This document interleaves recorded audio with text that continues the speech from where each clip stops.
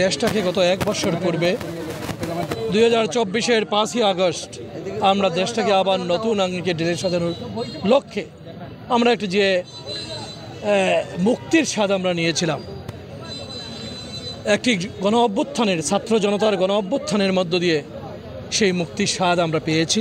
সেই মুক্তির স্বাদ পেতে কিন্তু এমনি এমনি আসেনি। লাশের উপত্যকা পেরিয়ে এবং রক্তের সাগর পাড়ি দিয়ে আমরা কিন্তু এই মুক্তিটা পেয়েছি। ইভেন জুলাই আগস্টের গত 1 বছর পূর্বে যদি আমরা যাই, সেই জুলাই আগস্টে প্রায় 1000-এরও অধিক 2000 মতো মানুষ আত্মাহুতি দিয়েছে। সেই মানুষজনের মধ্যে ছিল যেমন ছাত্র, তেমন সাধারণ মানুষ, দিনমজুর, খেটে খাওয়া শ্রমিক, বিভিন্ন রাজনৈতিক দলের কর্মী এবং বিএনপির যদি বলেন শুধুমাত্র 5 শতাধিক বিএনপির নেতাকর্মী সেখানে শাহাদত বরণ করেছে। মুখ্য উদ্দেশ্য ছিল আমরা দেশটাকে গড়ার। আমরা এখনও সেই লক্ষ্যে কাজ করছি, কিন্তু সেই স্পিরিটটাকে ধ্বংস করার জন্য পতিত ফ্যাসিস্টের দূষররা এবং নব্যভাবে যারা জেগে উঠেছে, বিভিন্নভাবে বিভিন্ন সংস্থা, যেই যে আধিপত্যবাদী শক্তির কথা আমরা সবসময় উচ্চারিত করে আসছি, সেই আধিপত্যবাদী শক্তির কিরণকরা এখনও কিন্তু কাজ করে যাচ্ছে। আর আপনারা জানেন, পতিত স্বৈরাচারের বা পতিত ফ্যাসিস্টের দূষররা কিন্তু এখনও সব জায়গায় কিন্তু অবস্থান করছে। সব কিছু মিলে আইন শৃঙ্খলা পরিস্থিতি অবনতি করে দেওয়ার চেষ্টা করা হচ্ছে এই নির্বাচনকে বাধাগ্রস্ত করার জন্য।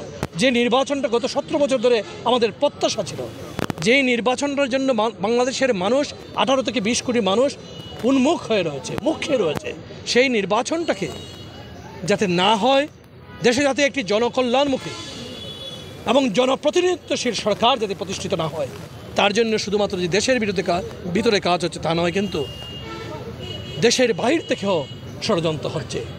আমরা মনে করি সেই সকল ষড়যন্ত্রের ধারাবাহিকতায় বাংলাদেশের সবচেয়ে বেশি জনপ্রিয় নেতা বর্তমান সময়ের 18 থেকে 20 কোটি মানুষের প্রাণ স্পন্দন যাকে আমরা মনে করি, সেই তারেক রহমানের বিরুদ্ধে বিভিন্ন ধরনের অতীতে যেভাবে হয়েছে এখনও চেষ্টা হচ্ছে বিভিন্নভাবে, যেটা অতীতে পরিলক্ষিত হয় নাই, সেই জিনিসটা ঘটেছে। এদেশের স্বাধীনতার ঘোষক শহীদ প্রেসিডেন্ট জিয়াউর রহমানের ছবিটা পর্যন্ত ফেলে দেওয়া হয়েছে। এটা কিন্তু অতীতেও ঘটে নাই। তো এই অবস্থা থেকে আমরা মনে করি একটি বৃহৎ দল হিসাবে বাংলাদেশ জাতীয়তাবাদী দলের আমরা শোল্ডারে নিয়েছি আমাদের অনেক দায়িত্ব। সেই 5 তারিখ থেকে 8 তারিখ পর্যন্ত দেশে কোনো সরকার ছিল না।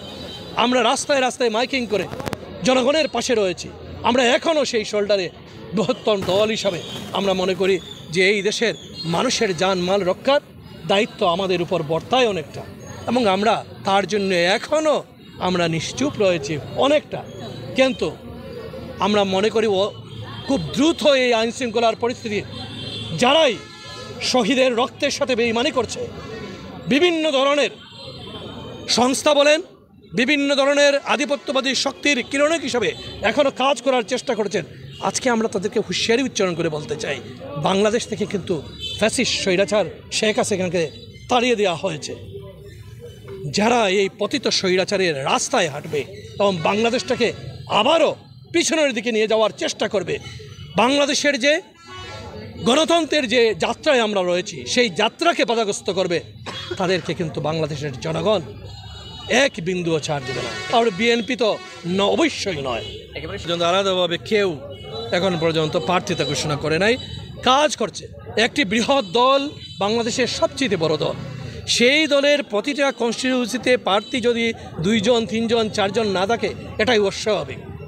এটা তো বন্দা পুকুর না, এটা একটা বিশাল সাগর। সেই সাগরে বিভিন্ন ধরনের মাছ থাকবে, বিভিন্ন ধরনের এখানে থাকবে অবশ্যই।